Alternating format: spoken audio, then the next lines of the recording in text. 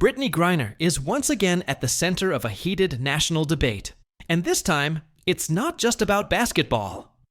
After a controversial on-court incident involving rookie sensation Caitlin Clark, the WNBA has taken a shocking step, announcing a new mandatory gender verification policy that sparked outrage, fear, and fierce debate. But the real bombshell? The immediate backlash aimed squarely at Griner. Fans, critics, and even fellow players are weighing in, and the atmosphere surrounding women's basketball has never been more intense. So how did we get here? It all began during a highly anticipated matchup between the Phoenix Mercury and the Indiana Fever. Caitlin Clark, the WNBA's newest star and media darling, was gearing up for another explosive performance. Griner, back on the court, after her high-profile return from detainment in Russia, was looking to dominate in the paint.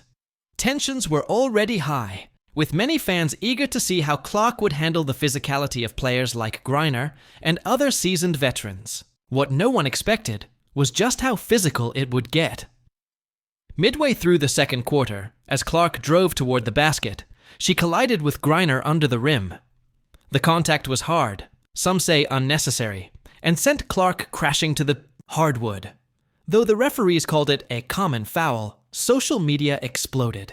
Clips of the incident went viral, with fans dissecting every angle. Was it just tough defense? Or did it cross the line into targeted aggression? The debate intensified as commentators began revisiting long-standing tensions in the league. Veterans versus rookies, respect for the game, and yes, even gender politics. Some accused Griner of targeting Clark because of her rising fame. Others claimed it was simply basketball at the highest level, physical, fast, and emotional. But then things took an unexpected and deeply controversial turn. Shortly after the game, several sports talk shows and online forums started raising a darker narrative. Anonymous accounts and fringe commentators began pushing a theory, questioning Griner's gender. The comments weren't new. Griner has faced this kind of scrutiny since her college days, with critics attacking her deep voice, her stature, and her dominance on the court. But this time, the rhetoric caught fire. Hashtags questioning her womanhood trended on X. YouTubers and podcasters began speculating, feeding their audiences with insinuations, not facts. The noise grew too loud for the league to ignore. Then, in a move that stunned players and fans alike, the WNBA released a statement announcing a new league-wide policy, mandatory gender verification testing for all players, to be implemented at the beginning of the next season. The league claimed the move was to ensure fairness, transparency, and trust in women's sports. But behind the carefully chosen words, many saw something far more alarming. A reactionary response fueled by social media hysteria, and one that disproportionately targeted Brittney Griner. The backlash was swift and fierce. Players, including Clark herself, voiced concerns. "This isn't the direction we should be going," Clark said in a post-game interview. "We need to focus on playing the game, lifting each other up, not tearing people down based on speculation." Her comments were met with applause, but the firestorm surrounding Griner only intensified. Advocacy groups slammed the WNBA's decision. "This is a clear invasion of privacy," said a spokesperson for a leading civil rights organization. "It opens the door to discrimination, transphobia, and the policing of women's bodies." Across the board, the reaction among players seemed to echo one sentiment: disbelief. Griner, for her part, kept quiet initially. Her team declined to comment, and she avoided interviews for several days. But when she finally broke her silence, she didn't hold back. In a raw and emotional video shared to her social media, Griner addressed the controversy head-on. "I've been dealing with these comments my entire life. People have always questioned who I am, because I don't fit into their box of what a woman should look like. But let me be clear, I am a woman. I've always been a woman, and I've earned everything I've accomplished on the court. This isn't about fairness, it's about fear. Fear of change, fear of strength, and fear of women who don't fit the mold." Her message was met with overwhelming support from many corners of the sports world. with NBA stars, Olympic athletes, and even celebrities chiming in to offer solidarity. But still, the policy remained in place. The league doubled down, stating the tests would be scientifically administered and confidential, and insisted the move was not in response to any specific player. But everyone knew otherwise.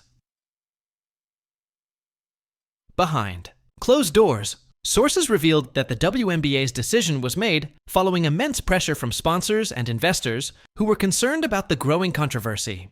Some reportedly threatened to pull funding unless the league clarified its gender policy. Faced with mounting financial risk, the WNBA acted, not to protect players like Griner, but to appease those holding the purse strings. And that's what's fueling even more anger.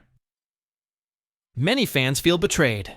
The WNBA, a league that has long championed diversity, inclusion, and social justice, now finds itself accused of caving to public pressure and betraying its core values. Longtime supporters are demanding the policy be rescinded. Protests have already begun outside league offices in New York and Los Angeles. Petitions are circulating. Hashtags like Lars stand with Griner and Let Them Play are trending across platforms. Even more concerning is the precedent this sets. Critics worry that this move opens the door to broader discrimination, not just against players like Griner, but also against transgender and non-binary athletes who might now be discouraged from pursuing a career in the WNBA. What was once a safe space for athletes of all backgrounds now feels to many like a battleground. But the question that remains is this: who really wins? Caitlin Clark, despite being unwillingly pulled into the drama, continues to play at a high level. Her focus remains on the game. But even she can't escape the controversy entirely.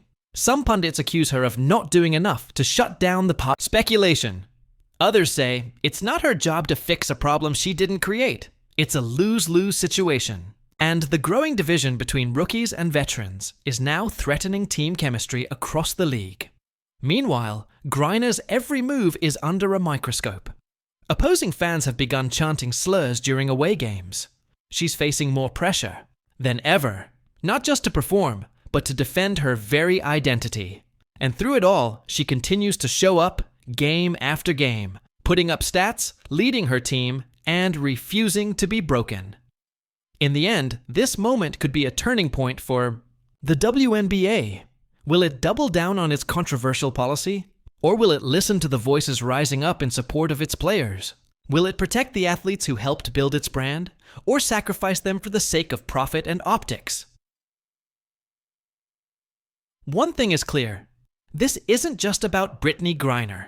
It's about every woman who's ever been told she's too strong, too tall, too different. It's about what it means to be a woman in sports today, and who gets to decide. The WNBA may have lit the match, but the fire that follows could either burn everything down or light the way for real change. Time will tell.